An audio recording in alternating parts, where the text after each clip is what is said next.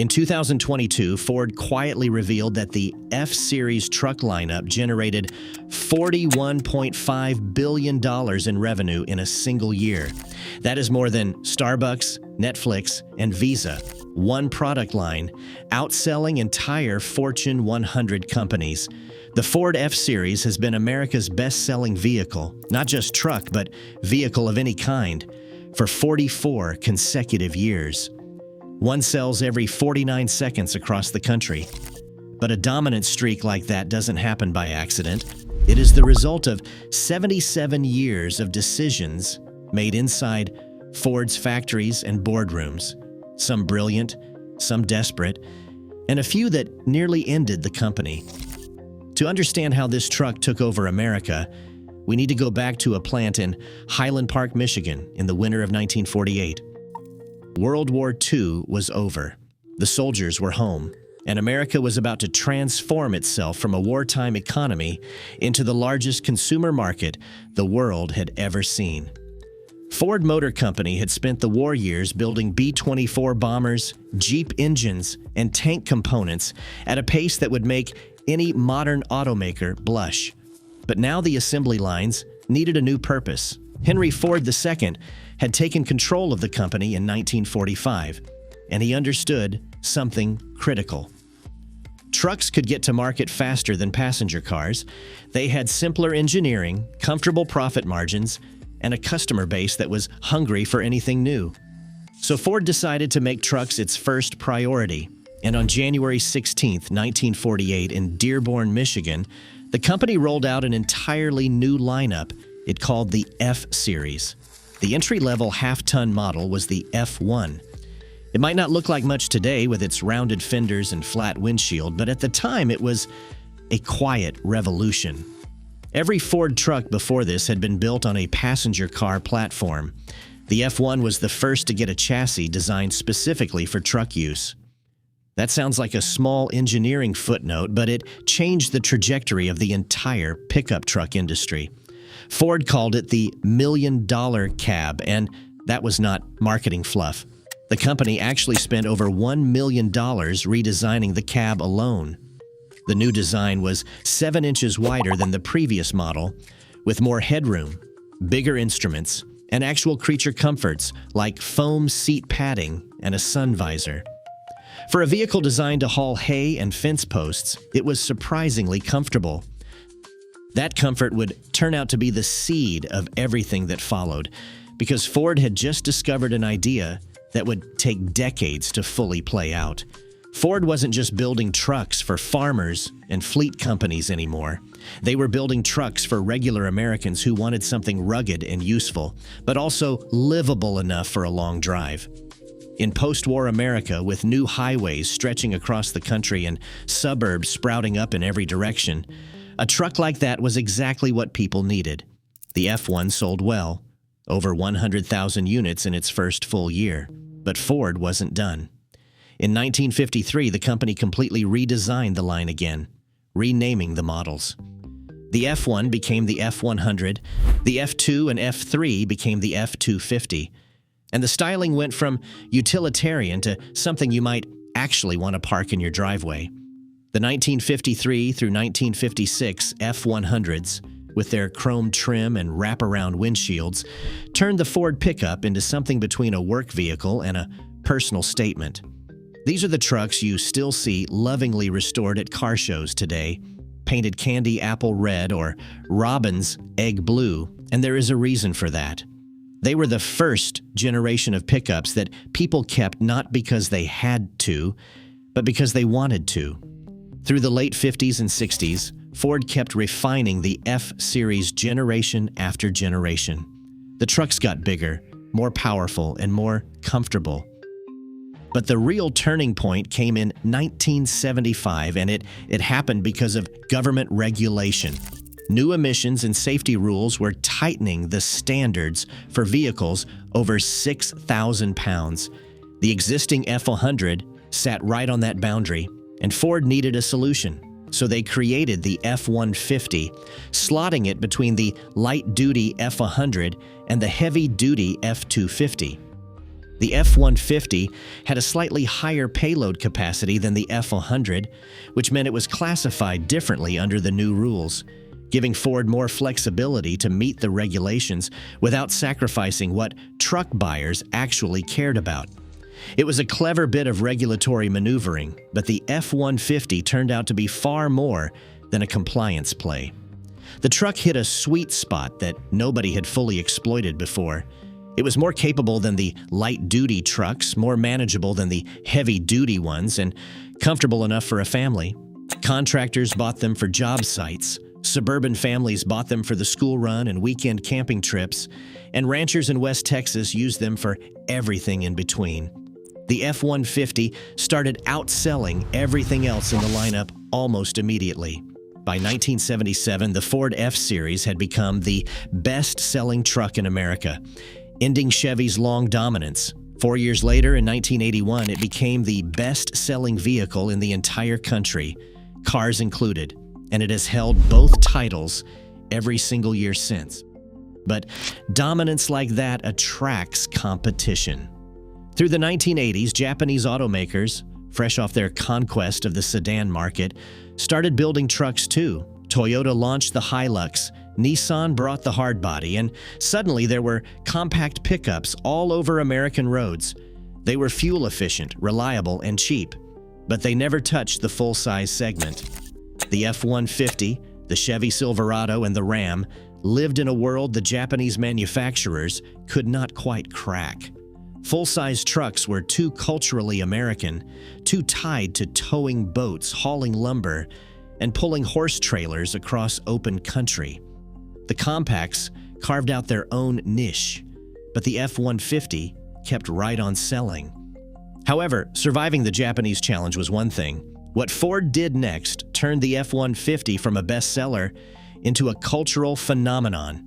In 1997, Ford completely redesigned the truck, giving it a more aerodynamic body, a wider stance, and an interior that finally felt modern.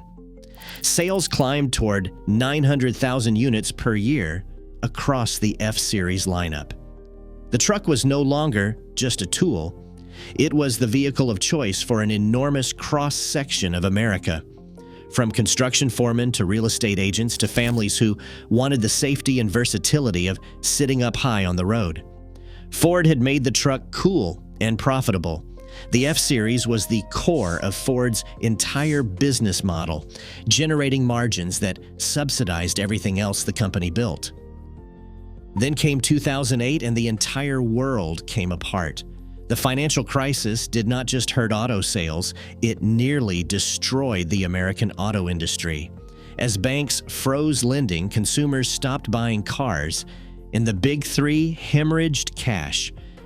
General Motors and Chrysler both filed for bankruptcy, and between the two of them, they took over $17 billion in federal bailout money just to keep the lights on. Ford was supposed to go down too, but it did not, and the reason goes back to a decision made 2 years earlier. In September 2006, Ford hired Alan Mulally away from Boeing to be its new chief executive officer. Mulally was an aerospace guy with zero experience making cars, and a lot of people in Detroit thought he was the wrong pick. But Mulally saw something on the horizon that the rest of Detroit was choosing to ignore. In November of that year, just weeks into his new job, Mulally walked into a ballroom full of bankers in New York City and made an audacious pitch. He wanted to mortgage everything Ford owned: the factories, the equipment, the intellectual property, the brand. He even pledged the blue oval logo itself as collateral. If Ford defaulted, the banks could take the name right off the building. The total package came to $23.5 billion in private loans. Wall Street thought it was an act of desperation. Mulally called it a cushion against a recession that he believed was coming. He was right. When the crash hit in 2008, Ford had cash on hand. General Motors and Chrysler were scrambling to Washington with their hands out. Ford was the only one of the big three that did not take money from the government's troubled asset relief program. While its competitors sat in congressional hearing rooms explaining why they deserved taxpayer dollars, Ford was quietly restructuring under its own power. By 2010, Ford posted a profit of $6.6 billion. The company had come through the worst economic crisis since the Great Depression without filing for bankruptcy, and it milked that distinction for everything it was worth. "We're the company that didn't take your money" became an unofficial tagline, and American consumers responded. Ford's market share climbed. But surviving the recession was only half the story. The next existential test came from inside Ford's own engineering department. For decades, the F-150 had been built with a steel body. Steel was strong, cheap, easy to repair, and deeply embedded in the identity of what a truck was supposed to be. When you knocked on the side of a pickup and heard that solid thunk, that was steel. Trucks were supposed to be steel. In 2015, Ford did something that sounded insane. They switched the entire F-150 body to military-grade aluminum alloy. The frame stayed steel, but every body panel, every fender, the hood, the bed, the doors, all aluminum. The result was a truck that weighed 700 pounds less than its predecessor. 700 pounds is an enormous amount of weight to remove from a vehicle. It meant better acceleration, better braking, better fuel economy, and higher towing capacity, because the truck itself was no longer eating into its own payload limits. But the public reaction was brutal. Truck buyers are conservative people. They do not want experiments. They want proven, tested, built to last. And aluminum sounded fragile. People joked about beer cans. Forum threads were full of skeptics predicting disaster. The competition saw an opening. General Motors ran attack ads showing aluminum panels crumpling under stress. The president of General Motors' North American division went on the record saying he fundamentally did not believe in the approach. Chevy put out commercials with focus groups choosing steel over aluminum in side-by-side demonstrations. Ford knew the backlash was coming. Before the truck went on sale, the company had subjected the aluminum body to over 10 million miles of testing. They entered a disguised prototype in the 2013 Baja 1000, one of the most brutal off-road races on the planet. They sent trucks with aluminum beds to mining companies, utility firms, and construction crews for years of real-world punishment before a single unit hit a dealer lot. The gamble paid off. The 2015 F-150 won the North American Truck of the Year award. Fuel economy improved by as much as 29%. Towing capacity went up. The aluminum resisted corrosion better than steel, meaning the trucks lasted longer in Rust Belt climates. And the sales numbers? They barely blinked. Ford sold the aluminum F-150 at the same pace it had always sold the steel one.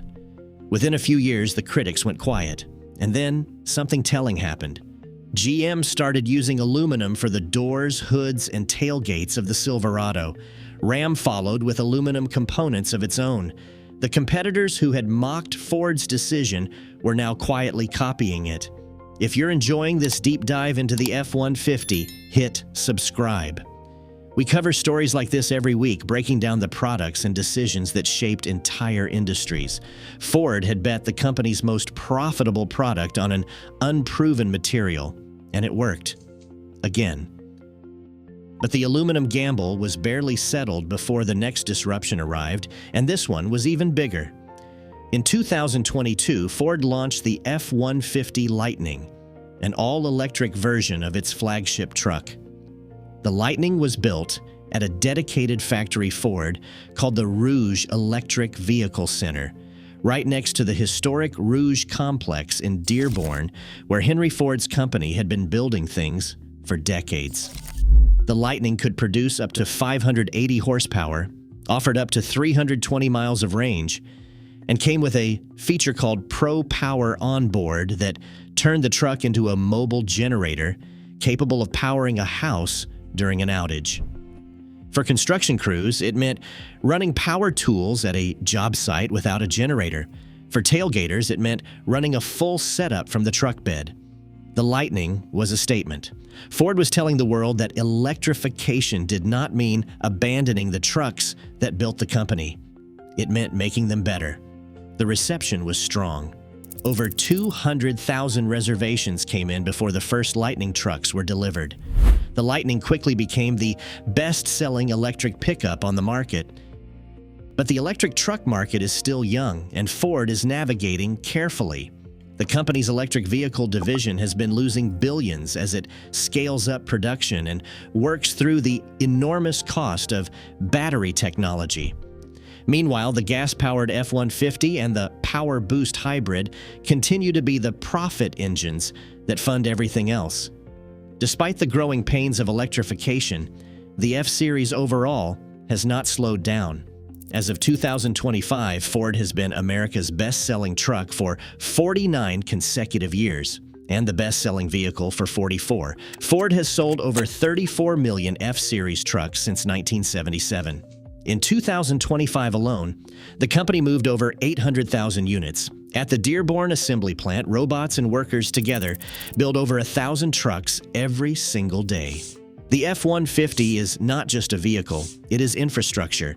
There are entire small towns in this country where the local economy runs on F-150s, where plumbers and electricians and contractors and ranchers and delivery drivers and municipal workers and emergency responders all depend on the same truck to get through their day. Pull the F-150 out of the American economy and you would feel the absence in ways that would take years to fully understand. And Ford knows this. Every generation of the F-150 is designed with an almost obsessive attention to what the owners actually need. The Pro Access tailgate splits so you can reach your gear while hitched to a trailer. The smart towing system takes the anxiety out of backing up a boat at the ramp on a Saturday morning. The cab configurations range from a stripped-down two-door work truck to a King Ranch edition with leather seats and a Bang & Olufsen sound system that costs more than some sedans. It is a truck that can be anything you need it to be. And that, more than any single innovation or marketing campaign, is why it has held the top spot for nearly half a century. The story of the Ford F-150 is really a story about adaptation. In 1948, it was a simple post-war work truck with a flathead engine and a bench seat. In 1975, it was an answer to government regulation. In 2008, it was the product that kept a company alive when the rest of the industry collapsed. In 2015, it was a 700-pound bet on a material that everyone said would fail. In 2022, it went electric. Each time the world changed, the F-150 changed with it, not by chasing trends, but by understanding what truck buyers actually needed before they could fully articulate it themselves. Try naming another product that has stayed on top for 77 years in any industry, doing it across 14 generations of one truck, through oil crises and recessions and the complete reinvention of the automobile, across Ford assembly lines from Dearborn to Kansas City, is something that probably will not be replicated. The F-150 is not just America's best-selling vehicle. It might be the most successful single product in the history of American manufacturing. $41 billion a year from a truck that started as a half-ton hauler with a flathead engine in a Michigan factory, and it is still going. If you found this story worth your time, you will like the video on screen right now. Click it now.